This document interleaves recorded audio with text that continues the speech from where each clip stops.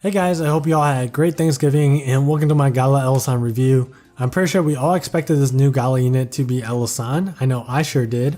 However, I don't think a lot of players expected her to be an axe unit. That definitely makes her compete with her original version, as they both are defensive buff bots and you aren't allowed to use the same characters on the same team, at least not in solo mode. However, it doesn't mean that you can't run them both on the same co-op team, although I think only one of the two is necessary unless we're talking about a 4 DPS comp or something like that. Anyways, I did get lucky and summon Gala Elisanne, and I played with her a bit in Master's High Brunhilde, so I do have a lot of insight of what she's capable of doing, so let me share that with you guys in this review. Starting with her skills, she has Holy Accord as her skill 1. This is a 4,377 SP skill, and it grants 30% strength to all water characters for 15 seconds. It's similar to Lance Elisanne's skill 1, except that the strength buff is greater, the cost is more, and Gala Elisanne's strength buff only applies to water characters. Obviously it's a strong skill because it grants such a large strength buff, so I don't think I really need to explain how good it is. Instead, I want to talk about its SP gains in terms of the time it takes to charge it. So with the optimal build, which is Howling Maritimus and Beach Battle, Gala Elisanne takes about 8 seconds in order to fill her skill 1, which is a couple seconds slower than Lance Elisanne with her skill 1. This is using the optimal X combo, which is C5 into C5. Alternatively, she can do C5 4 strike into C4, and this takes about 8 seconds as well.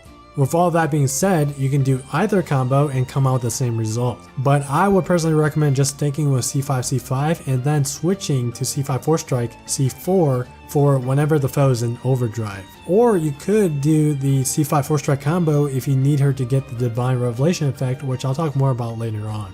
For now, the question is she a better buffer than her original self? My personal opinion is that they are about the same.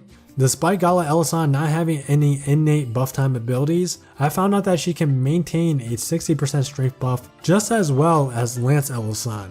I personally would give Gala Elisanne the slight edge, just because one of her abilities prevents her from getting knocked back, so because she's a baiter, she can just sit there and attack away without her combos being disrupted, opposed to Lance Elisanne, who has to sometimes move around to dodge volcanoes and to catch up with Brunhilde whenever she dashes towards the baiter. Lance Elisanne's upside is that she has long range, so she can sometimes attack Brunhilde from behind a volcano during Hellfire, while Gala Elisanne cannot. Again, I think they're about the same in terms of being a buff bot, but I do think Gala Elisanne is better. They both have their own pros and cons, but it's really about all the other stuff that Gala Elisanne can do in her kit that makes her superior. Skill 2 is where it's at. It costs a big whopping 38,400 SP and it auto regens 1536 SP per second, which means it takes about 25 seconds to fill. It has a very long description, longer than what it needs to be, so I'm just going to sum up the effect for you guys. It basically deals 1089% water damage, increases Gala Elisanne's energy level by 3 stages, increases the team's slaying resistance by 25% for 30 seconds, and it grants a shield that nullifies damage less than 20% of Gala Elisanne's max HP. The shield and the flame res does not stack, and the auto SP regen on this skill doesn't work unless Ellie has the Divine Revelation effect. The Divine Revelation effect becomes active for 13 seconds if she connects with a 4 strike, uses a skill, or executes a 10-hit combo. When she doesn't have this effect active, then her skill 2's SP will actually start automatically decreasing unless it's 100% filled. There's a lot to talk about here, so let's break it down one by one. First off, let's talk about the damage. 1089% water damage is pretty low for its SP cost, so I wouldn't use it for the damage, especially considering its animation length. I think it's better to just continue trying to gain SP and spam her skill 1 instead of using skill 2 every time it's off cooldown. This skill 2 is more of a skill that you use in certain moments for its utility rather than for damage, but it also depends on the build. The 3 energy levels that she gains is also kind of relevant. After using 2 skill 2s, she'll finally have 5 stack of energy, but it'll take an additional 25 seconds before she can use that 5 stack of energy to energize her skill 2. Assuming you have a high dragon weapon, you don't want to energize and use her weapon skill because the high dragon's weapon skill is hot garbage. The 25% flame res that this skill grants is the star of the show. There's just so much value that comes with this effect. Combining her 15% defense co ability with this 25% flame res effect Gala Elisanne enables characters in Masters of Brunhilde to run printless or double DPS prints. Melee characters will then only require about 2600 HP in order to survive the initial blast. Ranged characters such as Lily will still need a bit of help, but they won't be required to run the high Brunhilde print.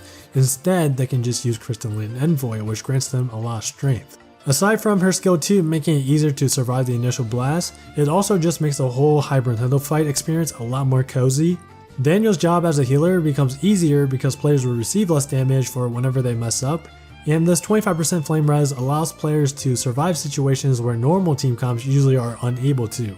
From my time playing Gala Elisanne in Masters High Brunhilde the other day, I've seen people live from flame breaths, the dive bomb, hellfires, and in one game I found out that we could 2-man tank the stack after tanking 2 overlap chasers. Like, the defensive utility that this skill brings to the table is just incredible and just absolutely insane.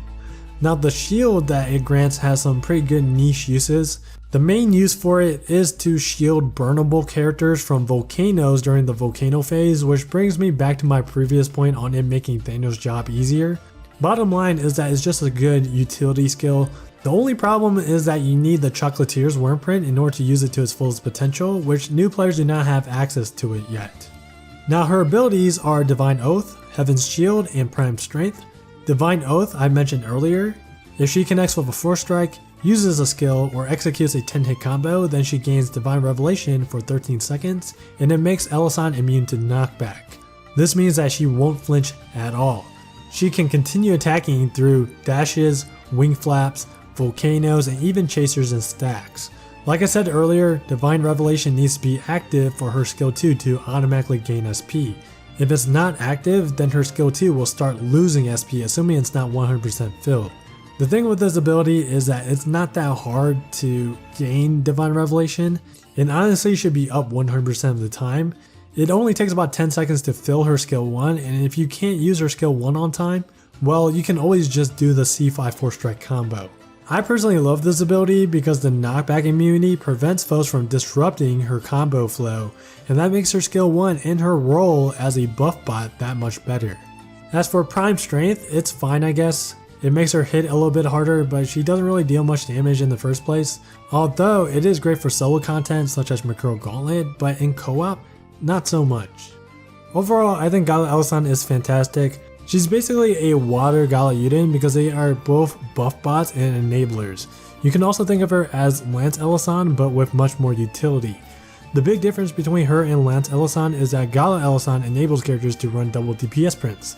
That allows your team to deal more damage and also break overdrives much more faster, which is very important in Masters mode. Like, some people don't realize that in Masters, the high dragons gain 5% defense during certain periods in the fight. So if you can break them earlier when the defense buff is low, then you're gonna deal more damage during the break.